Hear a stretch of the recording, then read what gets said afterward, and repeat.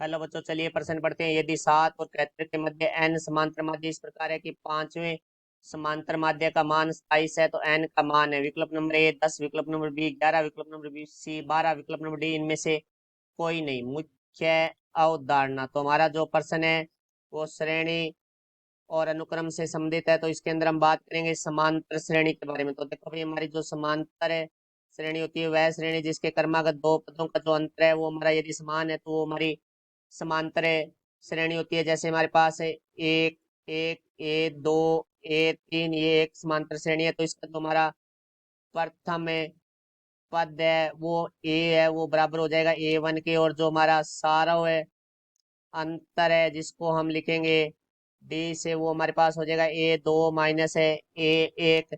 और इसका जो एनवा पद है AN, उसका सूत्र होगा हमारे पास बराबर में A प्लस N माइनस 1 गुणा में डी। तो देखो अब हमारे प्रश्न में कहा गया 7 और 73, तो ये 7 है ये 73 है, इसके मध्य हमारे पास है एन समांतर माध्य। तो देखो इसके अंदर हम एन समांतर माध्य लिखेंगे A1 A2 A3, इस तरह से हमारा हो जाएगा AN तक। तो यहाँ से हमारा जो प्रथम पद है जिसे हम ए कहते हैं वो हमारे पास 7 है। तो उसके बाद हमारे पास यहाँ बात करेंगे पदों की संख्या। तो वो हमारे पास देखो कितनी हो जाएगी, क्योंकि एन तो हमारे समांतर माध्य है, फिर एक प्रथम पद है और एक अंतिम पद है। तो एक पद और एक ये दो पद ये हो गए, तो एन वो समांतर माध्य हो गए। तो कुल हमारे पास पदों की संख्या हो गई एन प्लस 2। तो देखो भाई, हमारे पास AN+2 अर्थात अंतिम पद है वो हमारे पास है 71।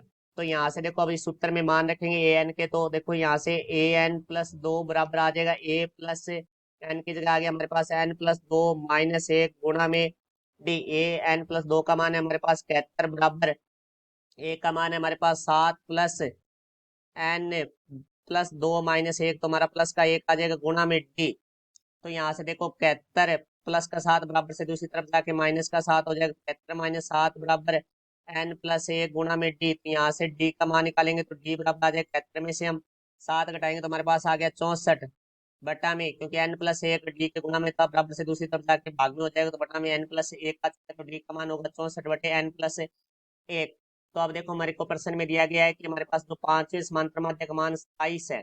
तो यहाँ से देखते हैं हमारे पास जो पहला समांतर माध्य है वो हमारा श्रेणी का दूसरा पद है, जो दूसरा समांतर माध्य है वो तीसरा पद है, और तीसरा समांतर माध्य है वो चौथा पद है। तो एक पद आगे चल रहा है। तो हमारा जो पांचवा समांतर माध्य है जो कि A5 है वो हमारे छठे पद के बराबर होगा, जो कि हमारे पास है 27। तो आप देखो A6 है वो हमारा देखो सूत्र में मान रखेंगे तो A प्लस एन की जगह 6 आ गया, 6 माइनस 1 गुणा में डी बराबर है 27। तो यहाँ से देखो भाई हमारे पास जो एक का मान है वो 7 है।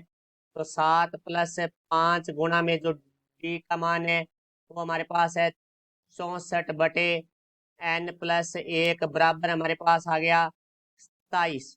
तो देखो अब प्लस का 7 है, बराबर से दूसरी तरफ जाके माइनस का हो जाएगा। तो यहाँ से हम 5 को 64 से गुणा करेंगे तो 5 में 20, 2 6 35 और 2 32, 320 बटा में N+1 बराबर 27 माइनस 7। तो यहाँ से आ जाएगा 320 बटा में N+1 बराबर 27 में 7 घटाएंगे 20, तो N+1 भाग में बराबर से दूसरी तरफ आके गुणा में हो जाएगा। तो 320 बराबर 20 गुणा में N+1, तो 20 गुणा में बराबर से दूसरी तरफ आके भाग में, तो 320 बटा में 20 बराबर आ गया N+1।